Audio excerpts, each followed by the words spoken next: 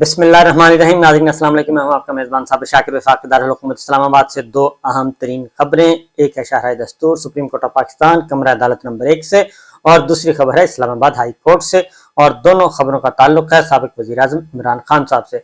एक बराह रास्त साबिक वज़ीर आज़म इमरान खान से इस्लामाबाद हाई कोर्ट में आज वो अपेयर हुए, ज़मान पार्क से निकले और आज वो बगैर कॉल के, यानी कि अपने कारकुनों को उन्होंने कॉल नहीं दी थी, उसके बगैर निकले।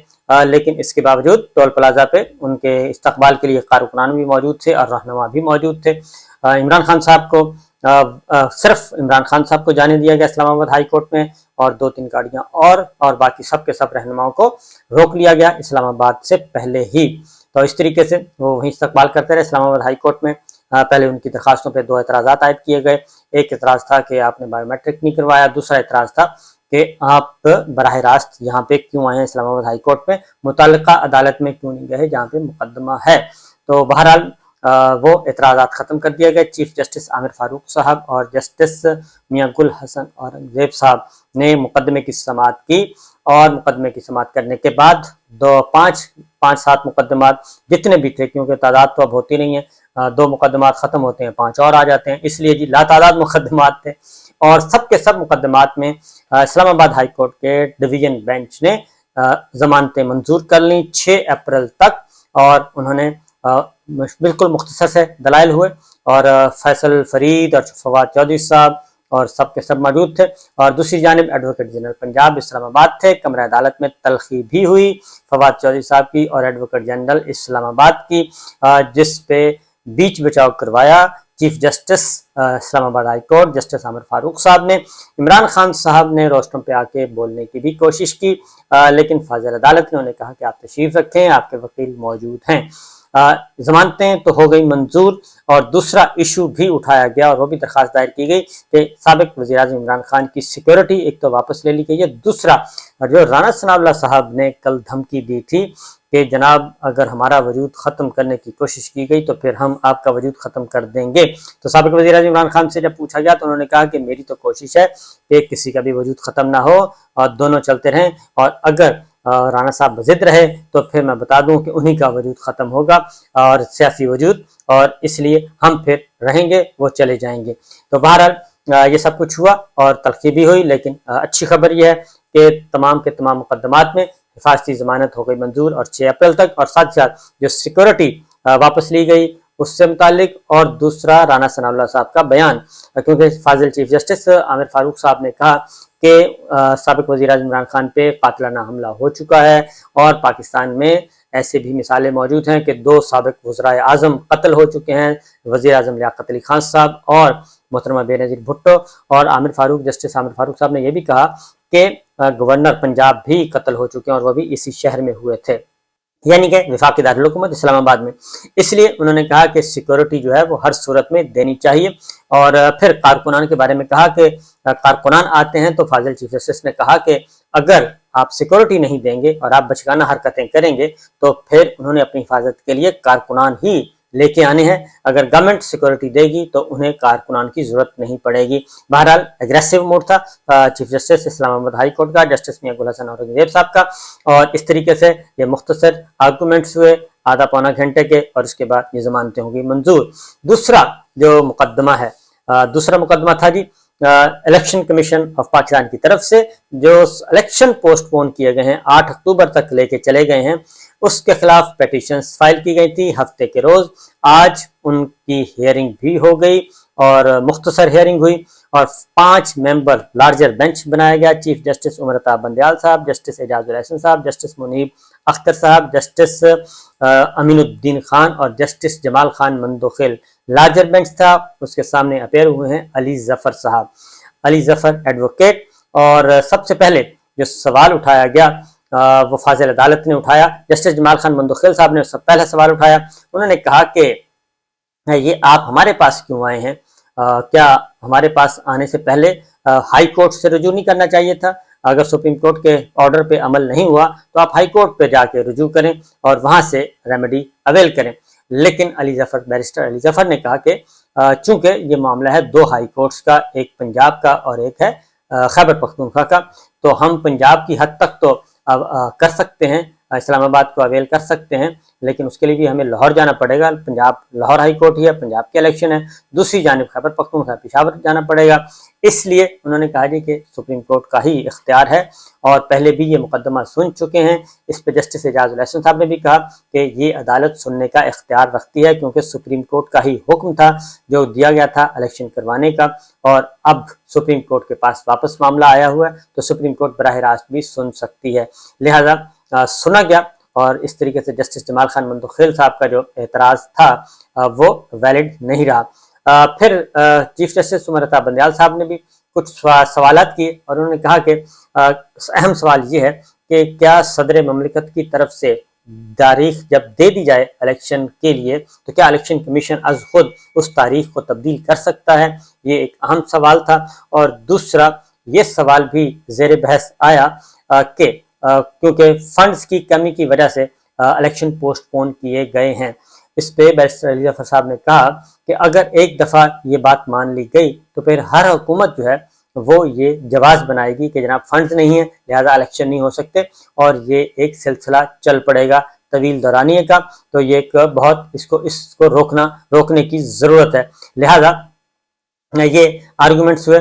اور اس کے بعد کچھ آرگومنٹس مزید جو ہوئے، جسٹس جمال خان مندوخیل صاحب نے کہا کہ عدالتی فیصلے پر عمل درآمد کے لیے آپ ہائی کورٹ کیوں نہیں گئے؟ ہماری استدعا ہے کہ آئین پر عمل کیا جائے، بیرسٹر علی ظفر صاحب نے کہا، اور سپریم کورٹ اپنے احکامات کی تضحیق کے لیے بھی حکم صادر کر سکتی ہے، اور تعمیل کے لیے سپریم کورٹ کے فیصلہ پر الیکشن کمیشن نے عمل نہیں کیا تو آپ ہائی کورٹ کیوں نہیں گئے؟ جسٹس جمال خان مندوخیل صاحب نے کہا، انہوں نے کہا کہ اسلام آباد ہائی کورٹ بھی جا سکتے ہیں، لیکن ہمارے لیے داد رسی کا فورم جو ہے وہ سپریم کورٹ آف پاکستان ہی ہے، اور اس لیے ہم یہاں پہ آئے ہیں اور سپریم کورٹ کے حکم پر ہم عمل درآمد چاہتے ہیں، اور اس لیے میں یہاں پہ آیا ہوں۔ آپ کی گزارشات سے ایک بات نکالی ہے، چیف جسٹس صاحب نے کہا کہ صدر مملکت کی طرف سے جب تاریخ دے دی جائے تو کیا الیکشن کمیشن از خود اس کو تبدیل کر سکتا ہے یا نہیں کر سکتا؟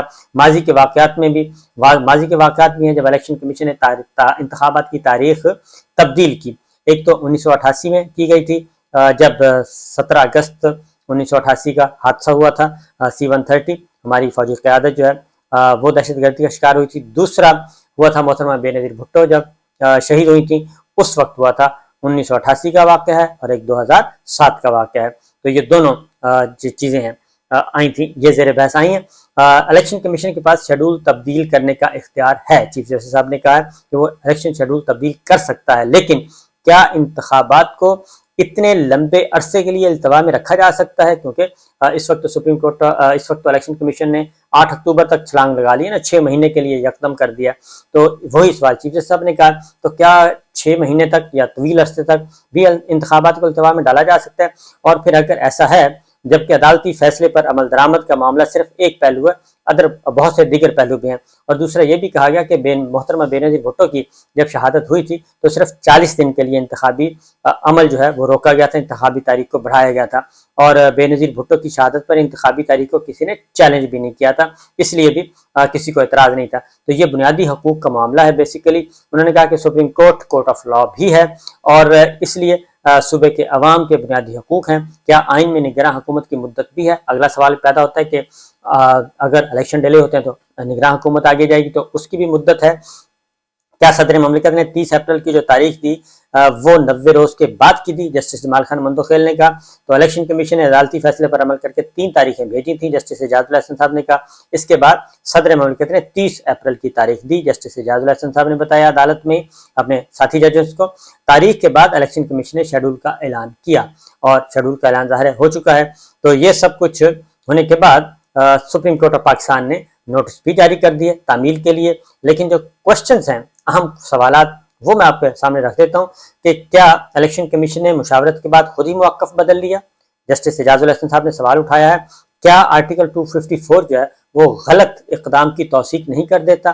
چیف جسٹس صاحب پوچھ رہے ہیں کیا آرٹیکل 254 تاریخ بڑھانے کی اجازت دیتا ہے؟ چیف جسٹس صاحب نے کہا صدر کی جانب سے تاریخ دینے کے بعد الیکشن کمیشن کا شیڈول دینے کا اختیار شروع ہو جاتا ہے۔ جسٹس منیب اختر صاحب کہہ رہے ہیں آرٹیکل 254 جو ہے وہ تاخیر کے بعد اقدام کو تسلیم کرنے کا جواز فراہم کرتا ہے، اور وہ تاخیر کی وجہ تاخیر کرنے کا جواز نہیں، بلکہ تاخیر اگر ہو جائے کسی وجہ سے تو اس کے بعد 254 ہے۔ یہ نہیں ہوتا کہ 254 کی بنیاد پہ آپ پہلے سے ہی کوئی کرائم سبمٹ کر لیں یا پہلے سے ہی کسی حکم کی عدولی کریں۔ الیکشن کمیشن کے فیصلے کے بعد ہائی کورٹ جانے کے بجائے آپ ہمارے پاس کیوں آئے، اس کا میں جواب آپ کو دے چکا ہوں پہلے۔ تو ایک اور چیز بھی چیف جسٹس صاحب نے جی کچھ سوالات اٹھائے ہیں، بڑے امپورٹنٹ ہیں، سننے والے ہیں۔ چیف جسٹس صاحب نے کہا کہ سپریم کورٹ نے تحریک انصاف اور حکومت سے یقین دہانی طلب کر لی ہے۔ نمبر 1 یہ کہ انتہائی افسوسناک صورتحال ہے کہ تمام فریقین دست و گریبان ہیں اور تحریک انصاف اور حکومت یقین دہانی کرائے کہ شفاف انتخابات چاہتے ہیں یا نہیں، اور ہم ہوا میں کوئی فیصلہ نہیں کر سکتے جب تک تمام فریقین راضی نہ ہوں۔ آئین کی تشریح حکومتیں بنانے یا حکومتیں گرانے کے لیے نہیں ہوتی، آئین کی تشریح کا مقصد عوام کے لیے آسانیاں پیدا کرنے کے لیے ہے۔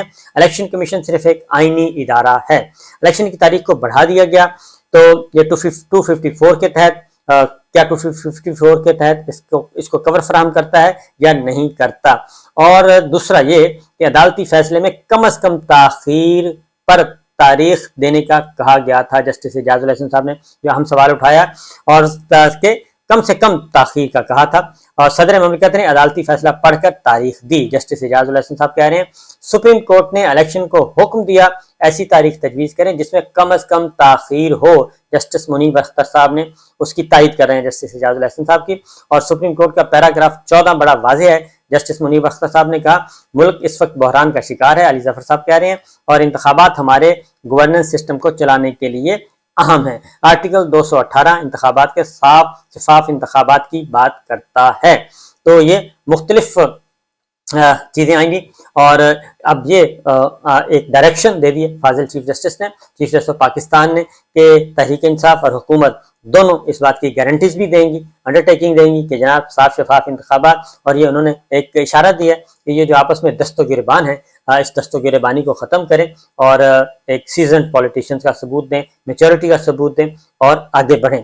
اس کے بعد ایک اور بھی بتا دوں کہ جی آج بھی 14-15 کارکنان کو گرفتار کر لیا گیا، حالانکہ پرامن تھے۔ عمران خان صاحب کی پیشی کے موقع پہ اسلام آباد ہائی کورٹ میں 14-15 کارکنان کو گرفتار کر لیا گیا۔ اس میں وزیر اعظم عمران خان کے آفیشیل جو فوٹوگرافر ہیں نعمان وہ اور ان کے ساتھی بھی شامل تھے، اور ان کو گرفتار کیا گیا۔ پرامن تھے، کسی قسم کا کوئی ڈنڈا نہیں تھا، کوئی کچھ نہیں تھا، اپنے لیڈر سے ملنے کے لیے آئے تھے، اور ساتھ ہی ساتھ ایک لینڈ کروزر گاڑی تھی، اس کو بھی جو کھڑی گاڑی ہے اس کو بھی غالباً پولیس نے یا سیکورٹی فورسز نے یا جس نے بھی وہ گاڑی کو شیشے ویشے ڈنڈے مار کے ان کے شیشے توڑ دیے گئے۔ وہ عمران خان سابق وزیر اعظم کے اسکواڈ کی گاڑی تھی۔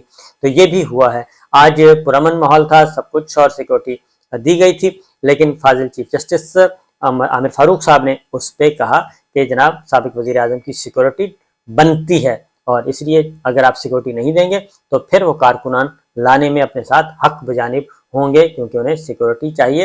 اور پاکستان کی سیاسی تاریخ کافی تلخ ہے، تلخیوں سے بھری ہوئی ہے۔ دو وزرائے اعظم جو ہیں وہ سابق جو ہیں وہ قتل ہو چکے ہیں، شہید ہو چکے ہیں، اور ایک پہ حملہ ہو چکا ہے، ایک گورنر قتل ہو گیا تھا، تو یہ سب کچھ ہو چکا ہے۔ اس لیے فاضل چیف جسٹس عامر فاروق صاحب نے نوٹس جاری کیے ہیں، اور رانا ثناء اللہ صاحب کی بات کا سختی سے نوٹس لیا گیا ہے کہ ایک ایگزیکٹو اتھارٹی کو یہ بات زیب نہیں دیتی اس طرح کی نامناسب گفتگو کرے۔ بہرحال جی کل تک سماعت ملتوی ہے الیکشن ملتوی ہونے سے متعلق، اور آپ نے سوالات آپ نے دیکھ لی ہیں چیف جسٹس عمر عطا بندیال صاحب کے، جسٹس اعجاز الحسن صاحب کے، جسٹس منیب اختر صاحب کے، جسٹس جمال خان مندوخیل صاحب کے سوالات آپ نے دیکھ لی ہیں، اور اس سے اندازہ ہوتا ہے کہ سپریم کورٹ آف پاکستان کس جانب جانا چاہ رہی ہے، یا اور دوسرا تحریک انصاف اور حکومت دونوں کو بھی بلا لیا گیا ہے کہ وہ بھی آپس میں طے کر لیں کہ چاہتے کیا ہیں۔ اجازت دیجیے، اللہ حافظ۔